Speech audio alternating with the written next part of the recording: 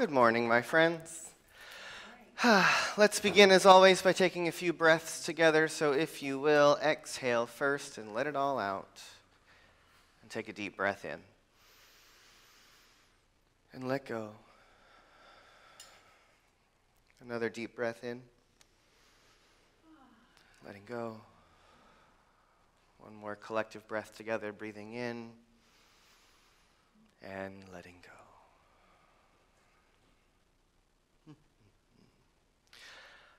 So, as you may or may not know, this month we are exploring change. Each month this year, in 2022, we are exploring the 12 different principles of regenerative agriculture, also known as permaculture. And this month, our principle is creatively use and respond to change. Which more and more I realize is probably the best advice for any of us in these changing and interesting times.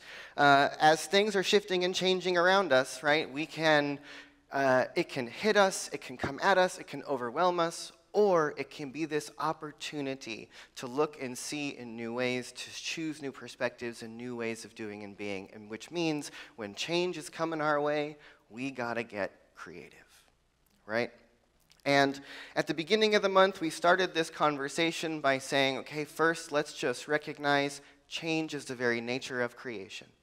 Our bodies are constantly changing. The environment, the planet, everything is shifting and changing all the time. That is the very nature of reality, right? And then from there, last week, we really stepped into this place of embracing change and seeing the transition. And if you were here last week, we talked about that shift that the caterpillar makes from caterpillar to chrysalis to cocoon, from shifting the whole perspective, the whole paradigm, the whole way of being, that then comes a point where it has to shift and change and fall away so that something completely new can be born. And so we want to keep this conversation going by reminding all of ourselves that the thing we need to do is start to fall in love with change, to make friends with change, right? And to really learn to play with change, right? I am someone who might be a little too into things changing. I will change everything all the time. I've changed my name. I've sort of fluctuated genders multiple times. Everything in my life is always changing.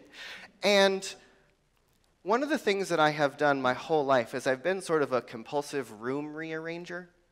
I like to move my furniture and shift away things around. But one of the things that's come from that is I've really had this amazing observation about how much attention change actually takes when we want to make change, right? Change comes our direction all the time and it just sort of happens.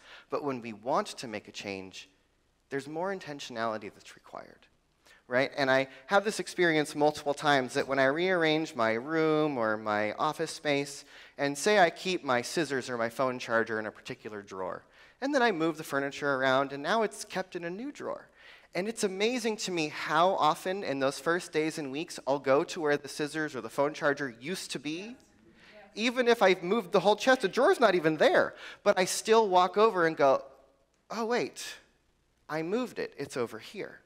And there's this point of saying, I've made a change, I've moved something, but then the old patterns are still there.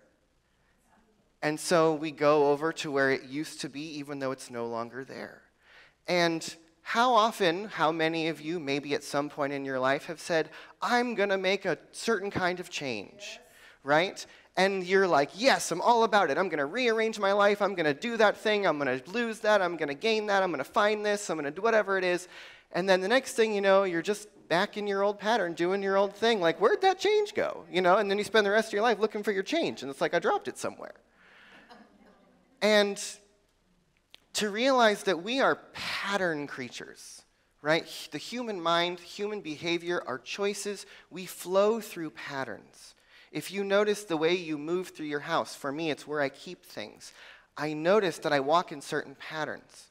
We move through the space in certain ways. And when you shift things, when you change things, there's this intentionality required to move with the change, to redirect and move in the direction of the conscious choice as opposed to the patterned behavior, right? And so as we are in this conversation about change this month, I really want us all to really think about how much fun we can have observing ourselves making change, right? It's really entertaining when I walk to get scissors out of a drawer that isn't there, right? But it's astoundingly noticeable to me when I do that thing. And then I think about all the other changes that perhaps I'm saying I want to make in my life, maybe about my diet or about my choices how I spend money or about this or that. And the old way of being is still there, but we want to make the new change. And this month I've been exploring a book called Roads to Truth, which is sort of a history of the New Thought movement. And in the back section of this book, there's a whole chapter on the spiritual laws that we are working with. And one of them I found really fascinating, which is the law of substitution, which says you can't get rid of a thought without replacing it with another one. You can't change a habit without replacing it with another one.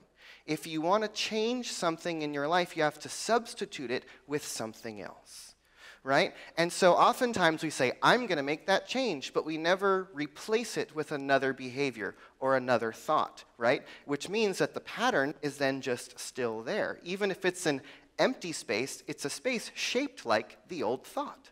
So we're going to keep moving in that same pattern. And so if we really want to learn how to embrace change, how to learn to love change, right, we then have to start to observe ourselves, to start to notice how we move through our experiences.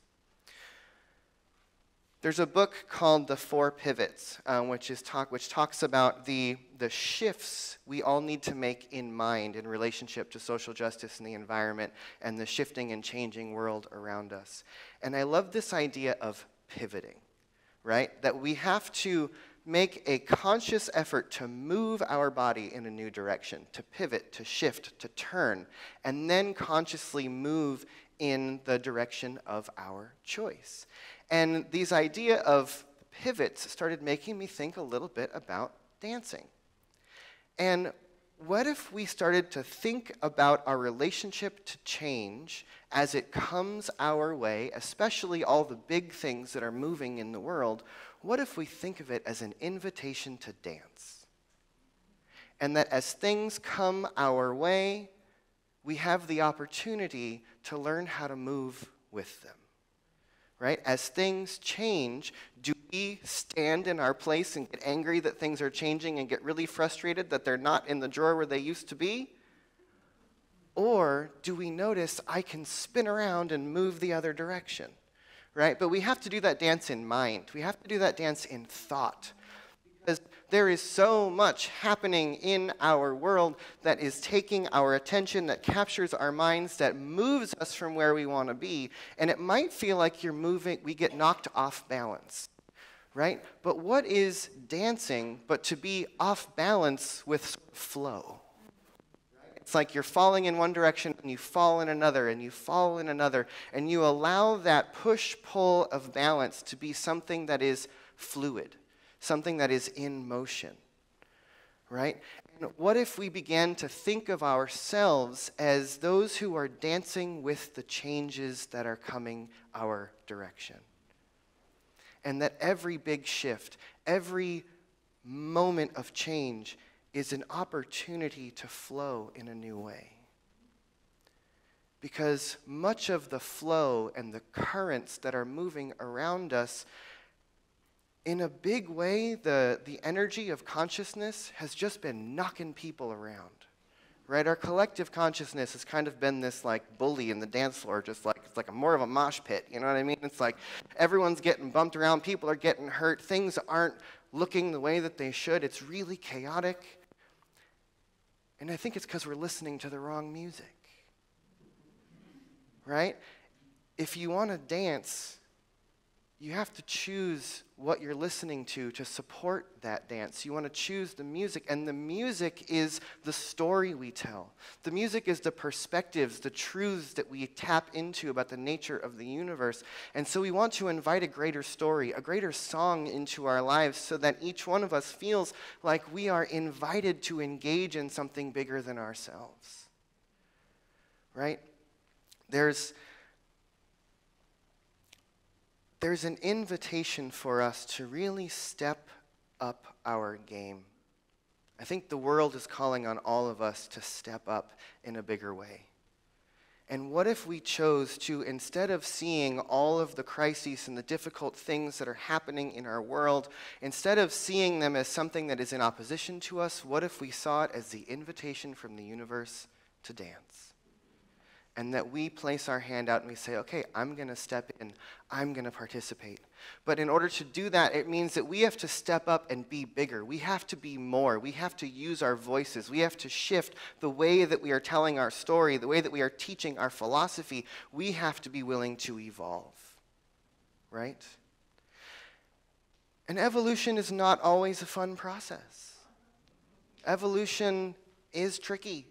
Evolution can be funky. Evolution can be hard.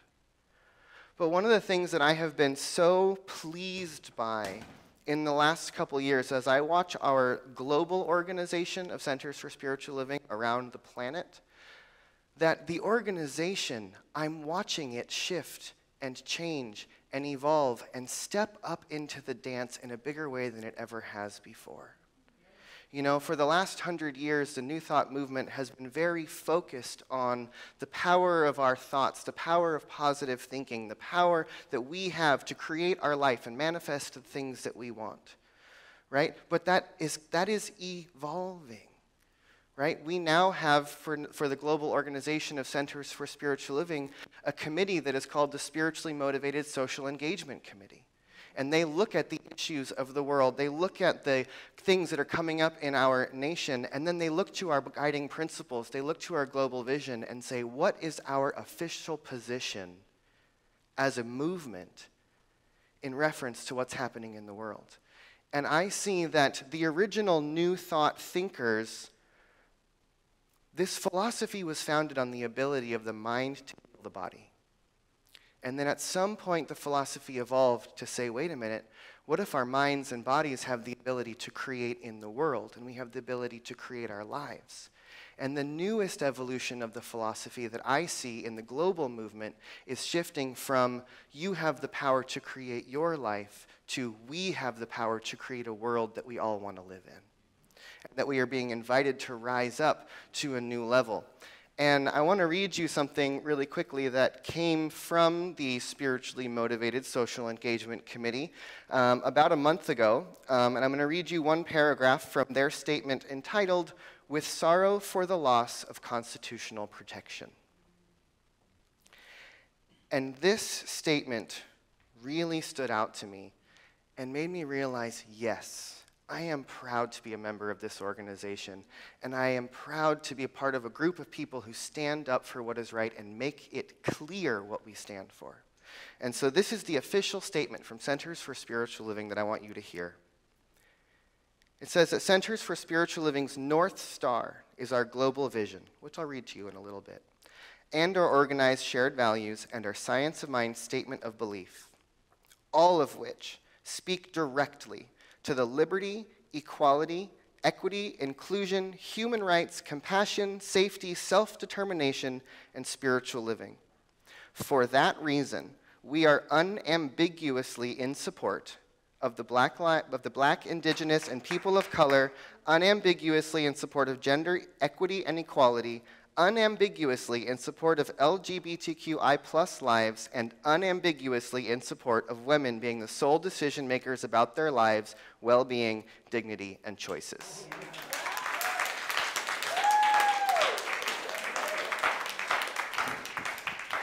And that's how you be real clear about who you are and what you stand for and who we're standing with. Right? And I love this evolution of the organization, being willing to stand up and make these bold statements about who we are, who we stand with and for, and what we are about. Because many years ago, in my training in science of mind and in New Thought philosophy, there was a point where I saw the world that is shifting and changing around us, and really the message that is needing to emerge. And then I saw what we've been teaching for 100 years. And I said to myself, I refuse to be someone who will teach positive thinking in the face of the breakdown of the world. My future self looking back at me said, I will not be someone who told people to put their heads in the sand when the world unraveled. Right? And that is what awakened in me the shift from teaching positive thinking to possibility thinking, right? That the positive mindset has sent us into a cultural spiral that sometimes leads us into this place of spiritual bypass, or what we call toxic positivity, right? We've learned from our history, and we've begun to evolve the philosophy to stand up and step up a little bit more and say, actually, we're going to look into the field of possibility and choose the highest vision, and then do everything that we can in our spiritual and physical lives to move our choices and our attention towards that vision, right? That doesn't tell us to ignore what is. It tells us to look deeply at what is, and then to ask the deep and profound questions about what's showing up in our collective manifestation, and then look back at ourselves and say, what can I do to shift and change and be part of this dance in a new direction? Right? And the way that we live our lives, the way that we evolve the philosophy, becomes the invitation to dance for others to engage in the conversation with us, for others to engage in the evolution and in the process itself. Right? And so as we engage in this discussion about change for the next couple weeks, I really just want us to see that there's a remarkable invitation here for us to be flexible, to be people who have malleable minds, who are not so stuck in our own way of seeing things, that we're willing to be open to new perspectives, that we're willing to see things from a different angle, that we're willing to be open to new ideas and new possibilities and new solutions. Because, my friends, what the world needs right now is people who are willing to look above the level of circumstances and see what possibilities are calling us, so that we can begin to build a new trajectory to move our society in the direction that it absolutely needs to go, right? And that's going to take some pivots and some shifts and a bit of a dance on all of our part to maintain the balance in the midst of the turmoil, to stay grounded in this time of unraveling, to recognize that there is a great rearranging taking place. Gene Houston says we are living through a time of whole system transition, which means that absolutely everything has to change. Because what we are living in is a current reality built up of a whole lot of stuff that hasn't been working for a long, long, long, long time. And as we know, and as we've been discussing for the last couple of weeks, much of the change that's happening in our world happens underground. It happens invisibly. It happens quietly. And then we notice it when it's built up so much. And now we're seeing the tipping point. We're seeing all of the changes and all the things that have been in motion for a long time. And they're revealing themselves because the energy, the pressure is built up. But that only means now we can see what we get to heal. We get to see what it is there for us to shift and change and begin to ask new questions and look for the answers we didn't see were there before. Okay? So we're going to keep this conversation going for a couple more weeks and just learning how to shift and dance and pivot with change and be the place where something new emerges. Yeah. So take a deep breath and let go. I invite my practitioners and ministers to stand and just be in this moment with me, holding space, as we all breathe a little deeper into this moment of now. And I invite us first and foremost to just tune our minds to this place of remembering that there is indeed one seamless presence that is living and breathing throughout the entirety of the universe. that in fact, in matter, there is no separation between where we are and the outermost edges of the universe. It is one consistent, constant field of energy. And here in this place, we say that that energy is alive, that energy is conscious, that energy is consciousness, that energy is evolution, that energy is who and what we are and what we are made of, for we are the universe alive. We are the divine manifest. We are evolution in action. And so let each one of us just ground in that center of being, remembering that there is something greater than we are, that breathes our bodies, that beats our hearts, that is speaking these words, that is hearing these words, that there is only one of us here, and that one is God, and that God is truth, and that truth is here to be lived through us. Through our choices, through our intentions, through our attention, through our manifestation, through our votes, through our purchases. In all that we do, we are participating in creation. Let us recognize that every single thing that we do in our daily lives has an effect, is a cause.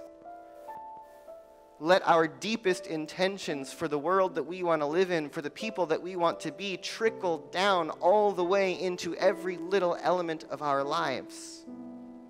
Let us consciously make the shifts and changes that are needed, and then participate in the activity of evolving that change, of continuing that change, not just falling back into our old patterns of being, but creating new ones. So that we become a people who begin to reveal through our very lives a new way of being. A place where we find our courage and our power and stand in our truth and speak to what we need to speak to stand with who we need to stand for and with. Let us be grateful that we are evolving together and that we are deepening as a community, finding our voice and reaching out into the world and saying, we are here with you. And so I just give a word of thanks for each person here, for the willingness to evolve, to grow, to shift, to change, to go with the flow, and to dance with life. And so let us just surrender to that current that is moving us, moving around us, moving within us. And as we feel the rhythm and the flow of the life that is calling us, let us be the place where the dance unfolds in the world. And so let us just let it be and awaken through us here and now. I am grateful for all of this, for this community, and so much more. And so it is.